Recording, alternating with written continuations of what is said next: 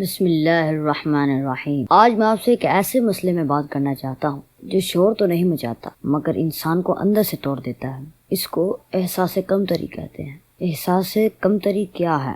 احساس کمتری یہ ہوتا ہے کہ اپنی شکل، غربت اور تعلیم پر شرمندہ ہونا، سوچنا میں کچھ نہیں کر سکتا۔ حقیقت تو یہ ہے کوئی انسان کسی سے کمزور نہیں ہوتا بلکہ اس کا یقین کمزور ہوتا ہے۔ مثال کے طور پہ ایک مزدور کہتا ہے کہ میں غریب ہوں، میری بات کون سنے گا، یہ ہے احساس کمتری۔ ایک بچہ کہتا ہے میری انگریزی کمزور ہے، میں کیسے بولوں گا، یہ ہے احساس کمتری۔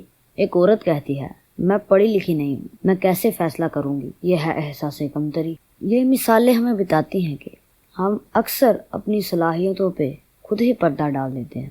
احساس کمتری کے نقصانات: سوال مت کرنا، اپنا حق نہ مانگنا، کسی سے بات نہ کرنا۔ ہم حق مانگنے سے ڈرتے ہیں، ہم موقع ملنے پہ بھی پیچھے ہٹ جاتے ہیں، اسے احساس کمتری کہتے ہیں۔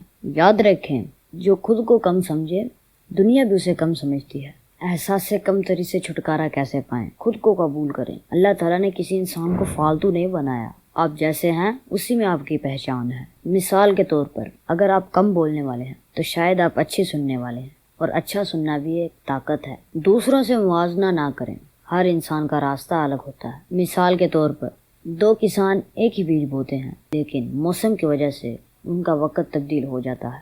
چھوٹی کامیابیوں کو اہم سمجھیں، ہم بڑی کامیابیاں دیکھتے ہی خود کو ہارتا ہوا سمجھ لیتے ہیں۔ یاد رکھیں، آج آپ نے اپنے ڈر کے باوجود بات کر لی، یہ بھی ایک کامیابی ہے۔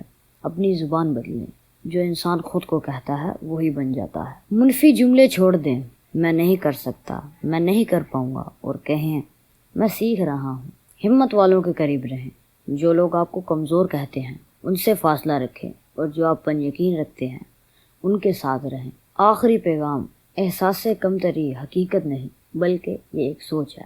اللہ تعالی ہم سب کو باوقار زندگی عطا فرمائے، آمین۔